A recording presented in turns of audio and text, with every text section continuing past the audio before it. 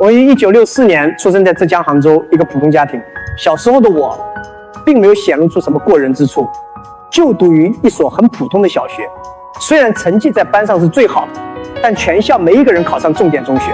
高考失利后，我一度感到迷茫，因为家里没有背景，我找工作屡屡碰壁，曾被警校、肯德基、快餐店，甚至一家酒店的洗衣房拒绝。为了不失业在家，我做过一名运送杂志的三轮车夫，脖子上搭着一块毛巾，蹬三轮车的日子，让我深刻理解了什么是真正的草根生活。但我始终相信，一个人可以失去一切，但不能失去梦想和信心。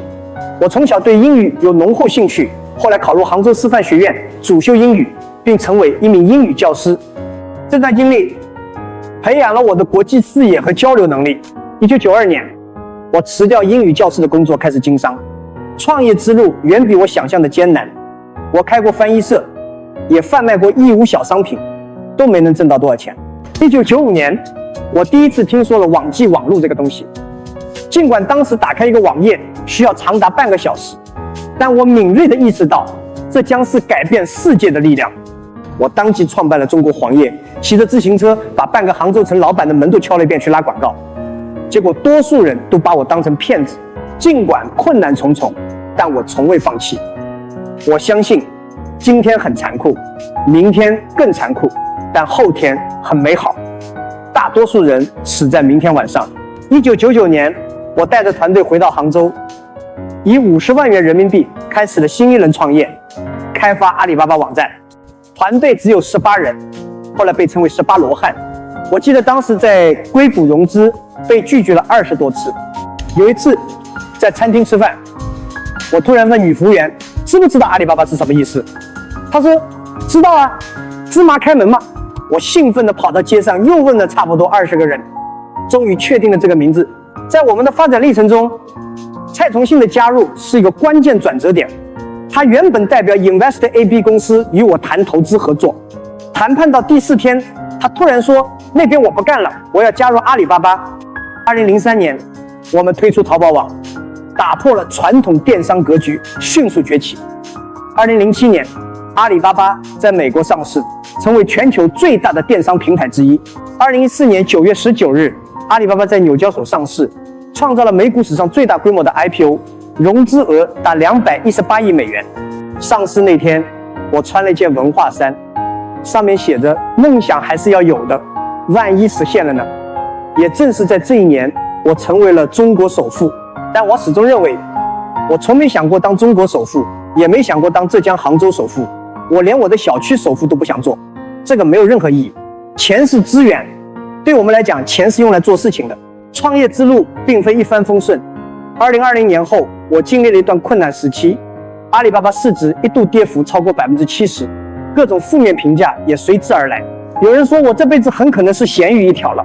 那段时间，我选择暂时远离喧嚣，思考人生的下一步。有人看见我在西班牙豪华游艇上，也有人看见我在北欧的田园风光里，但这并非放纵，而是我在寻找新的方向和灵感。2025年，我重新回归，带领阿里巴巴迈向新的征程。我们宣布与苹果合作，为其国内版苹果手机开发 AI 功能。未来3年，阿里巴巴将投入3800亿元，压注人工智能领域。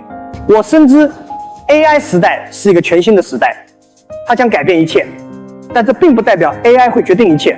我们不仅要投资技术，更要投资未来，投资人才。2019年，我正式从阿里巴巴退休，将更多精力投入到公益与教育领域。我特别关注环保事业，尤其是蚂蚁森林项目。2025年8月，我时隔6年再次前往荒漠地区探访蚂蚁森林项目，站在那里，看到曾经的光秃秃一片，变成了现在的绿色林海，我深感欣慰。9年来，蚂蚁森林已累计种下6亿棵树，超90%位于山北工程核心区域，为中国的荒漠化治理和生态修复做出了重要贡献。我认为水资源是可持续发展的核心挑战。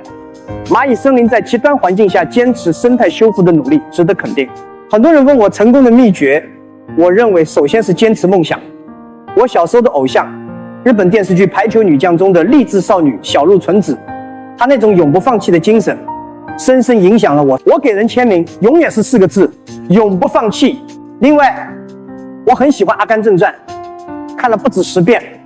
来纽约前，我又看了1遍，并告诉自己，无论什么变化，我还是我自己，我还是15年前每月挣20美元的那个人。在用人方面，我欣赏小鹿纯子那样很傻很天真的人。阿里巴巴招人时有一个很重要的岗位叫闻味官，负责判断这个人是不是跟大家是一类人。站在2025年的今天，我依然相信未来充满无限可能。我曾经说过，20年以前互联网刚刚来到的时候，我们这一代人很幸运抓住了互联网时代的机遇。但从今天来看，未来的20年 AI 时代所带来的巨大的变革会超出所有人的想象。阿里巴巴要活102年，不是为了证明自己多伟大，而是为了见证中国商业文明如何照亮世界。未来企业考量的不是绝对利益，而是生态系统的共同繁荣。我始终相信，未来的竞争不是企业与企业的对决，而是生态与生态的较量。我们将继续致力于构建一个更加包容、可持续的商业生态系统，让更多的人能够从中受益。这就是我的故事，一个普通杭州男孩的非凡旅程，从3轮车夫到英语教师，从创业骗子到中国首富。我经历了无数起伏，但始终没有放弃梦想和信念。今天还很年轻，我还有很多地方没去折腾，还有很多事想做，因为我相信梦想还是要有的，万一实现了呢？